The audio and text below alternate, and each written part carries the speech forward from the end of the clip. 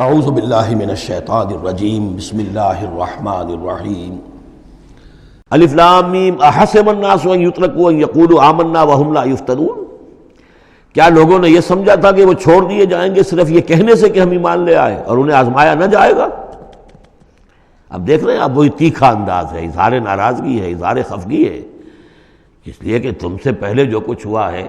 اب یہ 3 آیتیں میں آپ کو نوٹ کرا چکا ہوں۔ سورہ بقرہ کی آیت نمبر 214، ام حسبتم ان تدخلوا الجنة ولما يأتكم مثل الذين خلوا من قبلكم مستهم البأساء والضراء وزلزلوا حتى يقول الرسول والذين آمنوا معه متى نصر الله ألا إن نصر الله قريب۔ یہ آیت ہم پڑھ چکے ہیں۔ اسی کی ہم مضمون آیت جو ہے سورہ آل عمران میں آئی ہے، آیت نمبر 142۔ اسی کی ہم مضمون آیت آ چکی ہے سورہ توبہ میں، آیت نمبر 16۔ لیکن یہ کہ یہ مکی قرآن میں یہ آیت ہے، یہ ہے جڑ اور بنیاد، جو ہے کہ اس کا ظہور جو ہو رہا ہے، پھر یوں سمجھیے کہ یہ کلی کھلی ہے تو 3 اس کی جو پتیاں نمایاں ہوئی ہیں اس آیت کی، وہ سورہ بقرہ، سورہ آل عمران اور سورہ توبہ میں ہے۔ حسب الناس، اور ناس کہا ہے، یہ بھی نہیں کہ اہل ایمان کو یہ غلط فہمی ہو گئی تھی، یہ بھی ایک طرح سے عتاب کا انداز ہے، اللہ تعالیٰ ناراضگی کا اظہار کر رہے ہیں، تم جلدی مچا رہے ہو۔ احسب الناس ان یترکوا ان یقولوا آمنا وهم لا یفتنون، کیا لوگوں نے یہ سمجھا تھا کہ وہ یہ کہنے سے جنت میں داخل ہو جائیں گے، چھوڑ دیے جائیں گے کہ وہ ہم ایمان لے آئے، انہیں آزمایا نہ جائے گا؟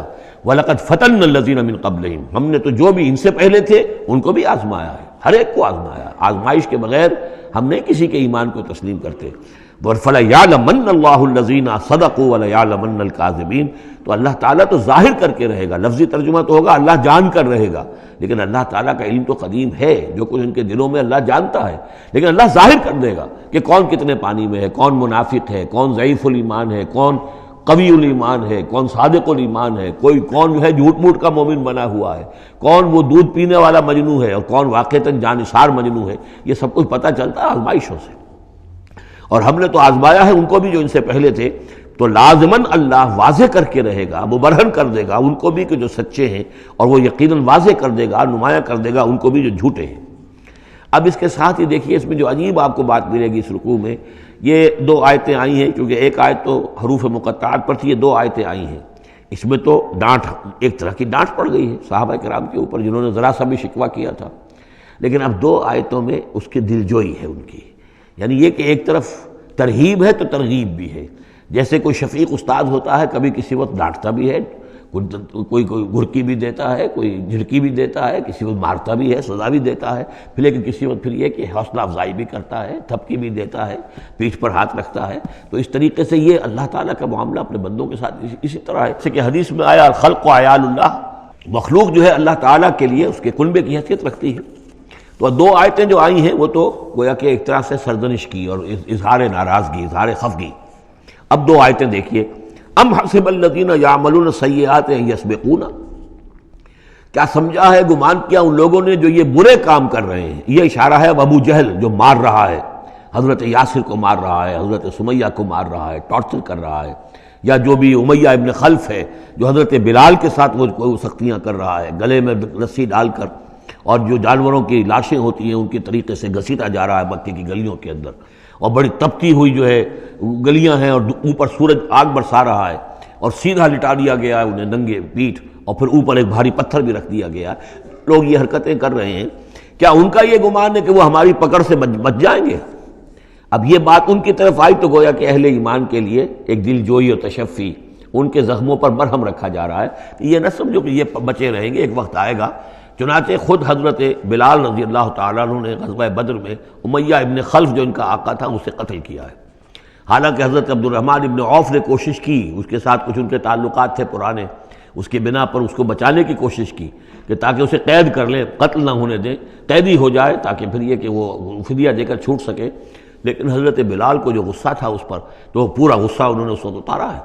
اور یہی بات میں کہا کرتا ہوں کہ جو مکے میں 12 برس کہا گیا کہ ذرا اپنے ہاتھ روکے رکھو، تو نالا ہے بلبل شوریدہ تیرا خام ابھی، اپنے سینے میں اسے اور ذرا تھام ابھی، ایک وقت آئے گا کہ تمہارے ہاتھ کھول دیے جائیں گے۔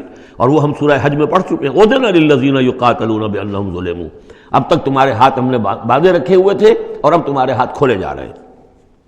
ام حسب الذین یعملون السیئات ان یسبقونا ساء ما یحکمون، کیا یہ سمجھتے ہیں ابو جہل اور یہ امیہ ابن خلف اور اسی کے قبیل کے اور لوگ کہ جو یہ حرکتیں کر رہے ہیں، ہم نے انہیں چھوٹ دی ہوئی ہے اس وقت، ہمارے ان اہل ایمان بندوں پر جو چاہیں یہ کر لیں، ہمیں کچھ دیر کے لیے ہم نے ان کو آزادی دے رکھی ہے، لیکن بالآخر پکڑیں گے انہیں تو ان بطش ربک لشدید، وہ پکڑ بھی بڑی سخت ہوگی۔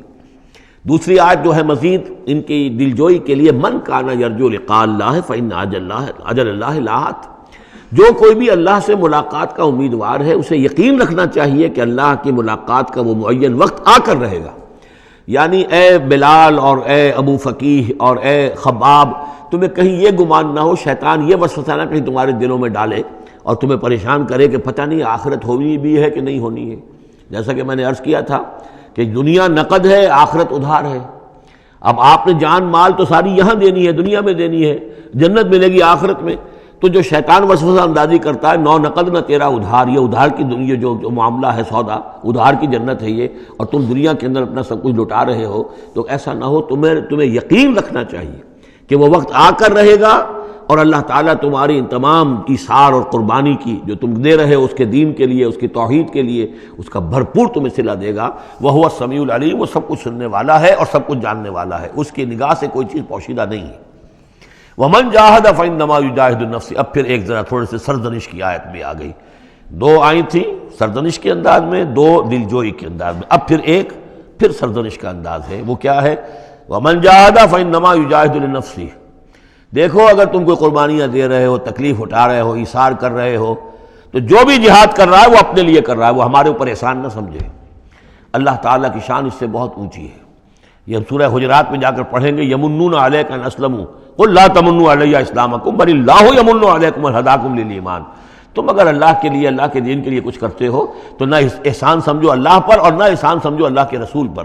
اللہ کا احسان ہے کہ اس نے تمہیں قبول کر لیا ہے اور تمہیں یہ ساری کام کرنے کی توفیق وہ دے رہا ہے، یہ احسان مانو۔ منت منہ کی خدمت سلطان ہمیں کو نہیں، اس کا احسان نہ دھرو بادشاہ پر کہ تم خدمت کر رہے ہو بادشاہ کی۔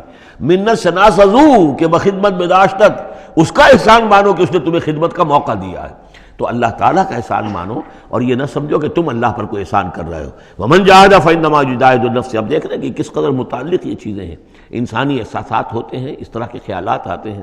ان اللہ